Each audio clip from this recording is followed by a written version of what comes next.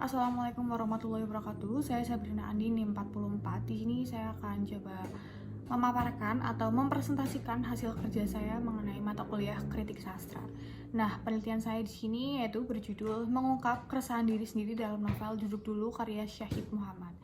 Di sini ada beberapa hal yang melatar belakangi, yaitu pengertian novel. Novel ini merupakan jenis karya sastra berbentuk prosa, dan kisah dalam novel ini merupakan hasil karya imajinasi yang membahas mengenai permasalahan kehidupan berbagai tokoh. Nah, dalam Kamus Besar Bahasa Indonesia, novel ini merupakan karangan prosa yang panjang dan mengandung rangkuman atau mengandung rangkaian kehidupan seseorang dengan orang di sekelilingnya dengan menonjolkan watak dan sifat pelaku. Nah, pada novel Duduk Dulu karya Syahid Muhammad ini tergolong dalam buku self-improvement yang memberikan bentuk upaya, kegiatan, bahkan tindakan untuk meningkatkan kemampuan diri, minat, bakat, kesadaran, dan keterampilan diri. Nah, self-improvement ini atau pengembangan diri bisa dilakukan di mana saja dan kapan saja.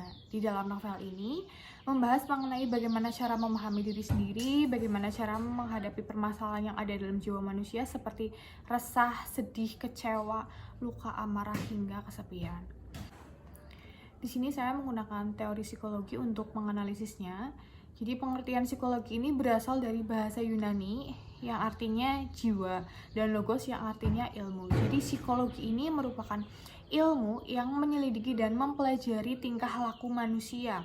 Mempelajari psikologi sastra ini sebetulnya sama dengan mempelajari manusia dalam kehidupan sehari-hari. Nah, tujuan psikologi sastra ini untuk memahami aspek kejiwaan yang terkandung dalam sebuah karya sastra. Novel Duduk Dulu ini menggunakan teori psikologi sastra karena di dalam novel ini menunjukkan adanya keresahan yang mendalam sehingga para pembaca yang mempunyai keresahan yang sama seperti mempunyai teman saat membaca novel Duduk Dulu karya Syahid Muhammad. Kemudian, analisis kritik ini peranan diri sendiri untuk memeluk keresahan. Jadi, memang ada kutipan yang menonjolkan tentang keresahan. Berikut akan saya bacakan.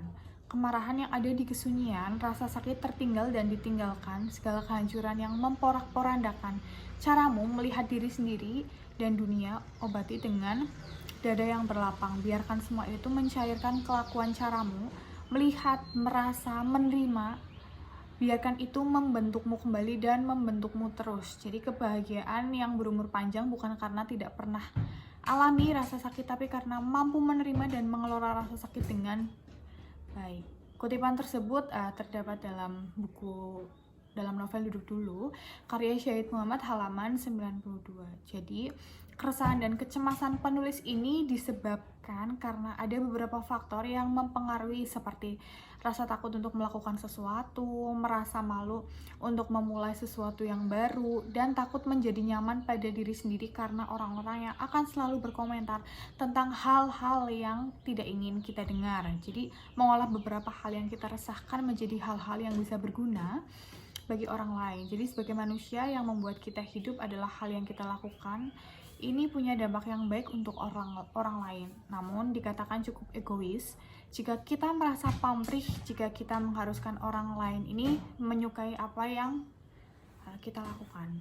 Nah, kesimpulan dari analisis kritik ini, jadi berdasarkan hasil pembahasan dalam novel Duduk Dulu karya Syahid Muhammad ini menggunakan teori psikologi sastra, yang dapat disimpulkan bahwa penulis ini ingin menegaskan kepada pembaca bahwa kita harus bisa berteman dengan diri sendiri.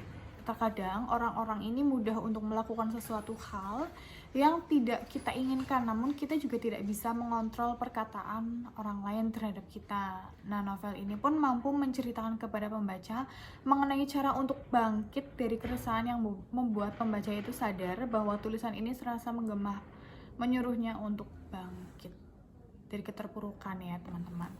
Jadi cukup sekian presentasi dari saya. Terima kasih. Wassalamualaikum warahmatullahi wabarakatuh.